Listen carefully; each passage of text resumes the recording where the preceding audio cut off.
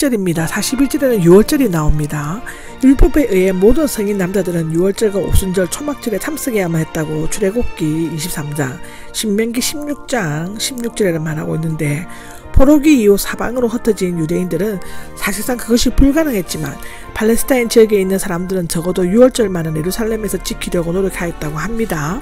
여자들은 유월절을 지킬 필요가 없었지만 랍비 힐렐을 참여하는 것을 권하였다고 하는데, 여기에서 요셉과 마리아가 얼마나 율법을 따라 경건하게 살았는지를 찾아볼 수가 있습니다.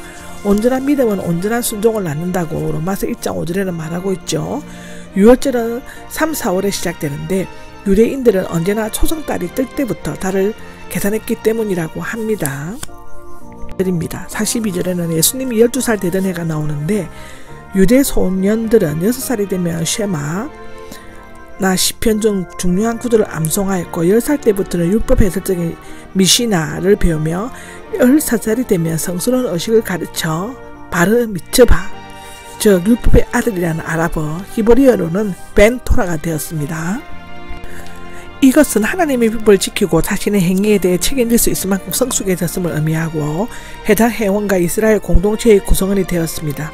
이때부터 기억의 표시인 경문을 붙이며 휘장으로 격리된 것에서 여자들과 함께 예배드리지 않고 해당에서 남자들과 함께 예배드릴 수 있었다고 합니다. 18살이 되면 게마라, 즉 마시나에 대해 설집을 배우면서 율법에 본격적으로 연구하고 지키게 되는데, 탈무드의 구전이나 미시나의 기록에 의하면 10살이 되기 전 2년 전에 예루살렘 성전에 올라가 율법의 아들이 되었을 때 취해야 할 행동에 대해 미리 배웠던 것으로 되어 있습니다. 그러나 처음에는 12살 때에도 율법의 아들이 될 수 있었다고 하는데, 아마도 예수님은 10살 이전에도 예루살렘의 특별한 절기 예배에 참석했을 수도 있습니다. 탈무드의 구전에는 나이 어린 소년이라도 참석할 수 있음을 규정하고 있죠. 43절에는 그 기간이 나옵니다. 7일간 계속되는 누룩 없는 빵을 먹는 절기의 날들을 다 마쳤거나 아니면 많은 순례자들처럼 이틀 동안 중요한 행사 일정을 마쳐서 떠났을 것이라고 기록되어져 있습니다. 14절입니다. 일행 가운데 있을 것으로 생각하고가 나오는데, 요셉과 마리아는 예수가 고향에서부터 동행한 사람들과 함께 있다고 생각했습니다. 이것은 요셉과 마리아가 예수의 판단력과 행동에 대해 평소 믿음직하게 생각하고 있었음을 나타내어 보여주고 있습니다.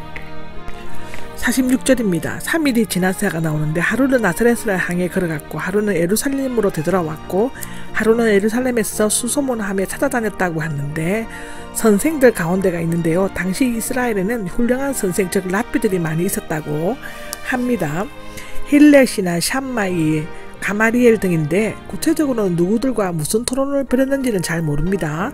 12살이 된 소년이 최고 석학들에게서 듣기도 하고 묻기도 하고 더욱이 대답까지 한 것은 놀라운 일이 아닐 수가 없었는데, 아마도 이 모임은 성전 안뜰의 동남부에 있는 회당에서 있었고, 그때 랍비들은 긴 의자에 둘러앉고 청중들은 땅 위에 앉아 있었을 것이라고 기록되어져 있습니다.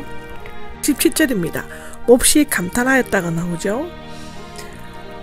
선 곳을 떠나가다의 뜻인데, 미할료형으로 눈이 튀어나오고 기절할 정도로 놀란 상태가 계속 반복적으로 진행되어서 나타냅니다. 랍비들은 늘 들어왔던 틀에 박힌 이야기는 했지만 예수님은 하나님에 속한 모든 신령한 지식과 지혜로 말씀을 했다고 골로새서 2장 3절에는 말하고 있습니다. 8절에는 매우 놀랐으며가 나옵니다. 내리치다, 때려서 내어 몰다, 아연질색하게 하다, 충격을 주다의 뜻인데 제2부정 과거형으로서 큰 충격을 받을 정도로 놀란 것을 나타낸다고 합니다. 요셉과 마리아는 그토록 애타게 찾던 아이가 성전에 있을 뿐만 아니라 훌륭한 랍비들과 토론을 벌이고 있는 것을 보고 충격적으로 놀라워했습니다. 얘야 하고 아들을 부를 때 사용하는 호칭이며, 어머니로서의 엄격한 약간의 분노가 어조가 섞여 있었을 것이고, 마리아는 3일 동안 거의 잠을 못 잘 정도로 불안해했고 찾아다니느라 몹시 포근해져 있었을 것이라고 기록되어져 있습니다. 9절에는 내 아버지가 나옵니다. 이에 대해 소년은 예수는 내 아버지라고 답변하심으로써 하나님이 자신의 참 아버지이심을 일깨워 주셨는데요. 현대 신학자들은 예수님께서 세례받으실 때에 하늘로부터 내 아들이라는 음성을 듣고 비로소 자신이 메시아임을 의식하게 되었다고 주장합니다. 그러나 예수님은 어렸을 때부터 이미 하나님과 자신과의 특별한 관계를 의식하고 계셨으며 차츰 성장하면서 자신이 해야 할 사역을 준비하셨던 것으로 합니다.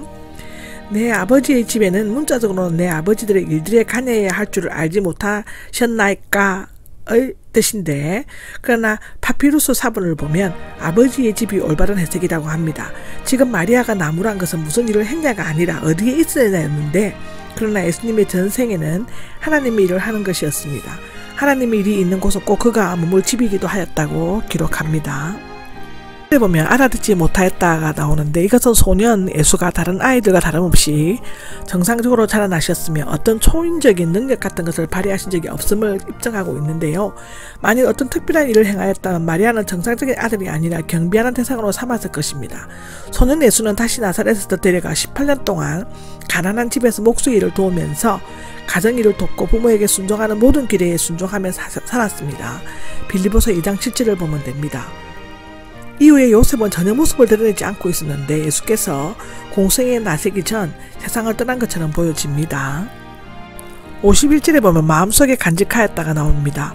철저히 엄격히와 지키다의 미알형으로 이전의 천사와 여러 사람들의 예언들과 예수님께서 하신 말씀들을 계속 생각하면서 마음속에 담아두었음을 의미하는데, 아마도 이러한 기억들은 성령의 역사와 함께 예수님이 나실 때부터의 상세한 정보를 정확하게 사복음에서 특히 마태와 누가 저자들에게 전해지는데 결정적인 도움을 주었을 것이라고 기록되어져 있습니다.